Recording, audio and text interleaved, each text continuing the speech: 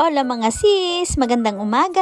Ito nga pala yung araw ng pagpunta namin ng Italy. Maaga nga pala kaming umalis ng bahay. 8:55 kasi ng umaga yung flight namin. Gusto ko nga sana alas 6 kami aalis. Kasi nga malapit lang naman yung airport dito sa amin, 30 minutes drive lang. Yun nga lang itong kasama ko, on time talaga siya. Ayaw niya yung nalilate or nagmamadali. Nagbook nga pala ako ng Uber para maghatid sa amin sa airport. Sa ganitong oras kasi sarado pa ang metro dito sa Madrid. Alas 6 kasi ang first trip ng tren. Itong trip na to ay matagal na namin balak, last year pa, hindi lang natutuloy. Kasi nga, magkaiba kami ng trabaho at magkaiba din kami ng day off. Kailangan pala magre-resign muna ako bago matuloy yung trip na to. 2 days ang day off ni Zach, Wednesday at saka Thursday. Kaya 2 days lang din kami sa Italy. Kaya sa ngayon, hindi na muna kami pupunta sa ibang part ng Italy. Sa Rome lang kami mamamasyal. Anyway, madami namang mapapasyalan doon. Andun yung Vatican at yung sikat na Coliseum. Sobrang happy ko nung mga oras na yan kasi isa ang Italy sa mga dream country ko. And at the same time, happy din ako kasi kasama ko ang darling ko. Nakarating na nga kami dito sa airport at nagkamali pa ako ng papasukan. Sorry naman po, tao lang, nagkakamali din.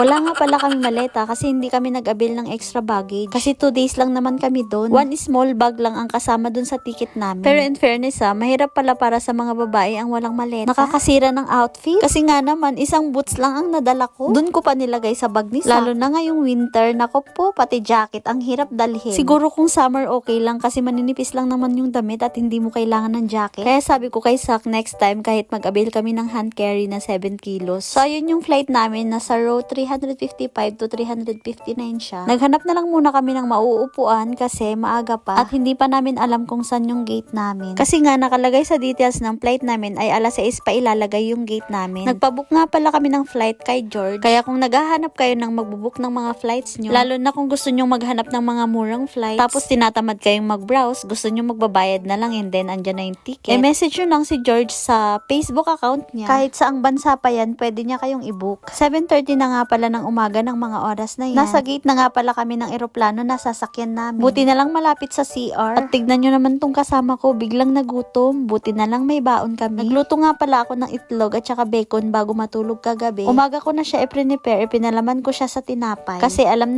ko na itong kasama ko ay gutom. Ayun na nga pala yung eroplano na sasakyan namin. Airbus lang siya. Maliit lang na eroplano kasi malapit lang naman ng Italy dito sa Spain. 2 hours and 25 minutes lang ang biyahe. And this is it, pansit. Boarding na kami. Sasakay na nga pala kami sa eroplano ng mga oras na yan. Super excited kahit yung kasama ko ay bangagers kasi galing siya ng work kagabi. Alauna siya umuwi ng madaling araw tas alas 2 kami natulog. Tapos gumising kami ng 4:30 ng umaga kaya bangagers talaga. Wala talaga halos tulog. Babawi na lang kami sa tulog mamayang gabi dun sa hotel namin. Kasi pagdating namin ng Italy ay mamamasyal na kami agad. Wala nang pahinga-pahinga kasi sayang ang oras. At nung nandito na kami sa loob ng eroplano, saka namin na-realize na hindi pala kami magkatabi ng upuan. Kaya itong kasama ko nagrereklamo, bakit daw hindi kami magkatabi? Kasi nga naman, sabi ni George, random seat lang daw yung binook niya para sa amin. And yun na din talaga yung pinakamura. Which is, okay lang din naman sa akin kasi 2 hours lang din naman yung biyahe. Bye! Exit sign and the footpath markings will guide you to the nearest exit in an emergency. The exits are located on both sides of the aircraft, at the front, in the middle, and at the rear of the cabin. All exits are also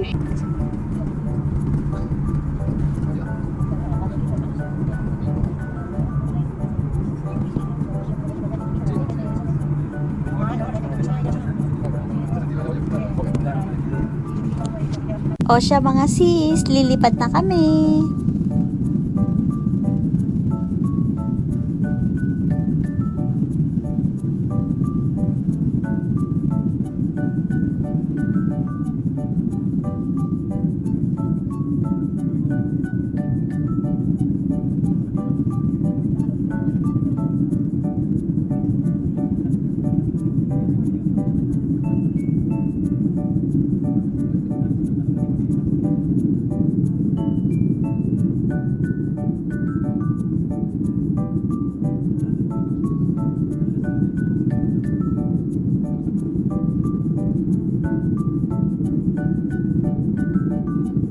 Pagmasdan nyo ang langit mga sisi ko, di ba ang ganda? Tapos sa baba, ang ganda ng tanawin.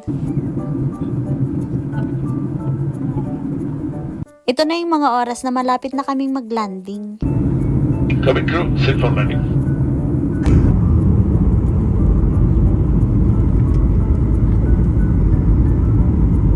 OMG, ito na talaga yun. Nakikita ko ng Italy. This is it, pansit na talaga yun. Nung bata ako, pangarap ko lang talagang makapunta dito. Akalain mo yun, nandito na ako ngayon. Thank you, Lord.